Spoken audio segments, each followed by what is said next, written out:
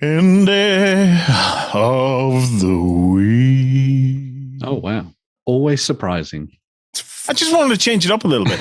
This is very sultry. This is what gets me up in the morning. I just, when we come to filming day for weekenders, this excites me. It just, ooh. You never know. So I wanted to give it a true kind of rumble of love like an elephant. So yeah, I'm excited. Who've we got this week? So this week it's a little tiny little indie. Mm-hmm. It's Statuesque Miniatures, and big name for a small indie. Do they make stuff out of pebbles? No, but it feels they just that way. paint things incredible. It looks that way. These are incredible. Yeah, they're fantastic. There are two sort of ranges. There are little STL / printed accessories of female heads that work for sort of sci-fi. They come in a variety of scales. We'll look at those first because it is very brief. I've cracked open the heroic scale, but they come in heroic, pulp, and fine. Depending on the model you're upgrading them for, you've got variants. But people are always going, there's not enough female fighters, warriors, especially in sci-fi games where you don't need to be able to lug around armor and stuff like that. So you can get a whole variety of heads to add in or modulate your stuff, including things like creepy, I'm going to say aliens. Creepy aliens. They're not right. They're more cybernetics. Yeah. Depends Perhaps on good for your female space marines that you might want to drop into the mix. So, I have completely come round to this idea based on historical accuracy, right? And you only need to go a few years back. I am going to do a chapter called The Gaddafi Greats, and I see heads in this with berets up there. That is the female soldiers of the Gaddafi Great chapter of the 41st millennium right there. I think that'll be great. These are lovely heads, I've got to say. Yeah. I like them ones in the middle, Jerry. If you were going to do a Wakanda kind of a thing, that'd be kind of cool. The Dora Milaje, you could do like if you took a Space Marine army, right, and kind of gave it an African vibe or whatever, because they're very kind of North African kind of heads. They would pass for for Egyptian and all sorts there. Obviously, when you start getting down to very, very small heads, you can kind of do anything you want with them. But to try and stay within the theme of it, you could do some awesome kind of Egyptian themed Space Marine-y kind of stuff with that. Or, like I said, like a Wakanda kind of African warrior-esque kind of thing. The tribal shields that you get on South African tribes, where they're sort of geometric red, white, and black patterns and stuff. Do that for the chapter markings. Enjoy doing that. Yeah. You won't. But yeah, you've got your they're very heavily sci-fi, but there's enough in here that are just untouched, shall we say, unblemished by implants that we could happily go into our saga. Other things, exactly. Shield maidens at go-go. There's more Gaddafi greats there. Yeah. So, like I say, they do them in a variety of scales. So you can pick them up for whatever one you want, or if you actually have one of those 3D printer type things, then you can just pick up the STL file and print your own. Yep. Which is really nice.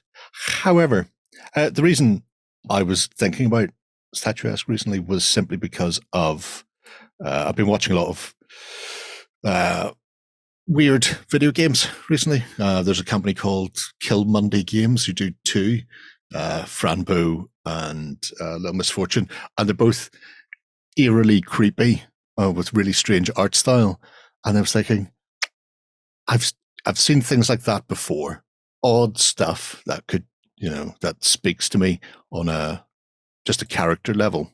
And you look at things like this. So they've done 4 Kickstarters, 3 are at the bottom of the garden, and then there's one that's the Yellowfield House Ghosts. The Ghosts of Yellowfield House. And they all kind of, theoretically work together. They're 28 mil-ish figures, so some are bigger, some are smaller, but they have this really eerily creepy, Johann Vasquez, Tim Burton-esque sort of illustration and style to the sculpt.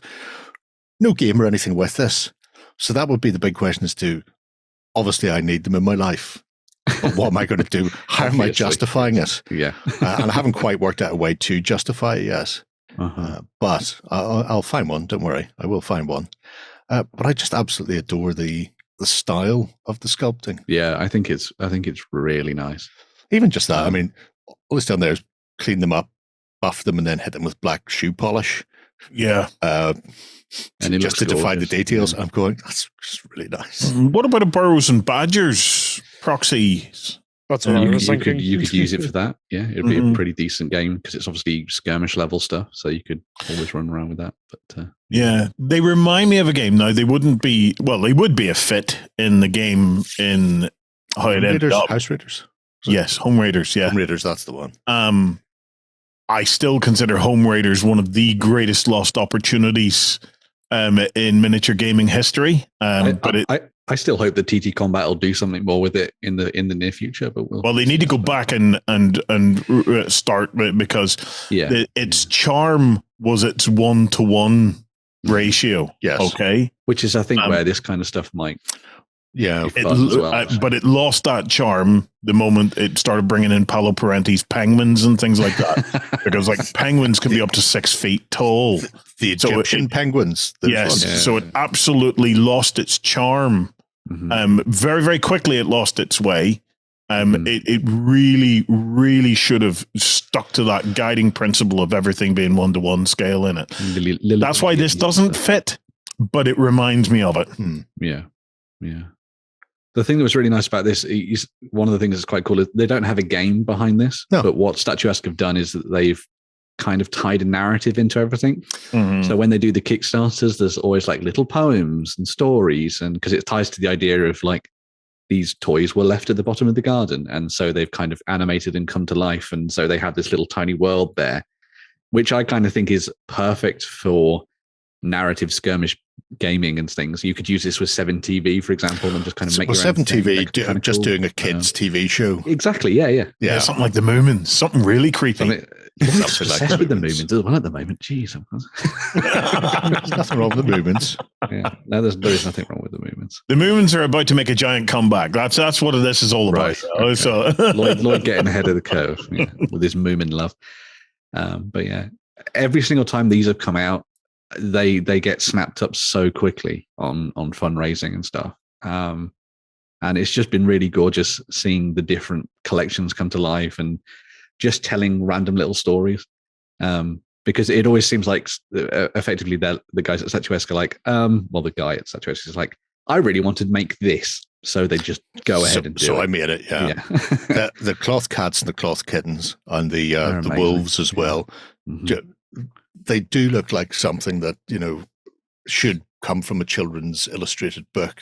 You feel like somebody has sat down and gone, I was reading this to my kid and I thought I'll make a model of it. But no, it's just cute. I've seen people use these as board game components. So they'll pick up sort of quirky, pulpy style games and they'll use these as the markers in their games and stuff, which I think is a really nice idea. I think it was a spiral bound book board game for kids. Stuffed Fables. Which would be really good with these, yeah. That's the bunny. I really adore it. And even things like that, the toy troll. That's amazing. who looks like could be some sort of troll, could be some sort of weird fat bunny. Don't know what's going on with it. But it's that whole ragdoll feel to it. And look, his tail stapled to his bottom like Eeyore. Pin the tail on the troll, and away it goes. So yeah, it's just one of these where it's a miniature line that I need, and at some point I'll worry about why I need it in the future, because they're just so quirky and cute, and even just as a painting opportunity. Yeah, just to do something a bit different. I don't know if I would go for the stone look. I think you go for the fluffy toys. I think I'd probably send myself up the wall painting very thin lines to get the fabric look on the highlights. Actually, because if you're going to do something, why not just really torment yourself over it? This is the way. This is the way. The little woos. So I mean, those combined with the cloth cats are just great. And the whole concept of just this interesting sculpts, but all one-piece metals, no construction required. It's just get it, clean up, and paint away. And you can do as much or as little to them as you want. And I imagine if I go hoking, there's probably some fascinating paint jobs out on the interwebs for them as well.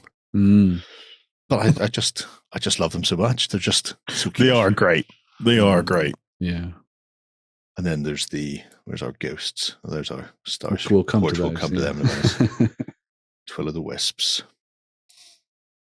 Oh, I mean, they just scream. What was that bit in Hellboy? The Tooth Fairies. Yes. Yeah. They look really cute until you get up close, and then they'll have your arm off. They eat you. Yeah. Absolutely twisted. Love it. They are superb, aren't they? Yeah. Beautiful piece of design. Absolutely beautiful piece of design. And the ghosts of Yellowfield House, there only are a couple, but... Oh, come on. Yes. But our little ghost with a big book. And are these metal or resin? These are all metal. All metal one piece. So... I like that. They'll have a nice, satisfying heft. There'll be a heft to these. Yeah. Gotta love a bit of heft. Yeah. I think more than anything, it's the painting opportunities with stuff like this, because it'll be something that you've potentially not tried before, because you've got such big, large, flat surfaces to work with. I want to know how they achieved that wee granite effect. I think that's flipping gorgeous. I have a sneaking suspicion stippling, a lot of stippling layers. I mean, that has a sort of, I'm going to hit this with wash on the end of a toothbrush. Yeah, just flick it.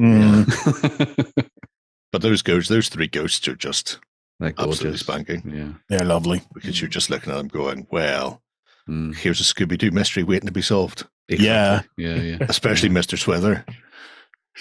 Me? Oh, definitely a ghost. Can you tell? I've got a bed sheet. So they've got the whimsical, they've got the sort of the add-on head bits and pieces, and then they have these three able space women. And again, 28mm figures, really nice. Again, simple, defined sculpt, but when you've got games like Stargrave at the moment, things like that, where you occasionally want to have just civilian sort of engineers in getting around, or doing the Lord's own work with a grenade launcher. That's a flamethrower. Well, I'm just thinking of Shay and his. All right, his grenading everywhere, whether there's civilians around or not. Acceptable casualties. Yeah. I don't think you were accepting them. I think you were hoping for them. But, but having these three as a sort of a ground crew, just working around a ship, just sets it off really well. Yeah, they really used to do like a set of kind of pulpy characters with kind of Cthulhu vibes and that kind of thing, but I think they've taken them. Yeah, they're not on the site anymore, so it's just the three. Fingers crossed they come back. Starport. There's always the option to come back to them and reinvigorate the ranges by the medium of the Kickstarter. Statuesque originally, I think this was meant quite a few years ago now, and I think their models are still available from different companies. They did a series of their own take on the Hero Quest characters. So they did the wizard, the barbarian, the dwarf, and the elf. I can't remember which companies now got them.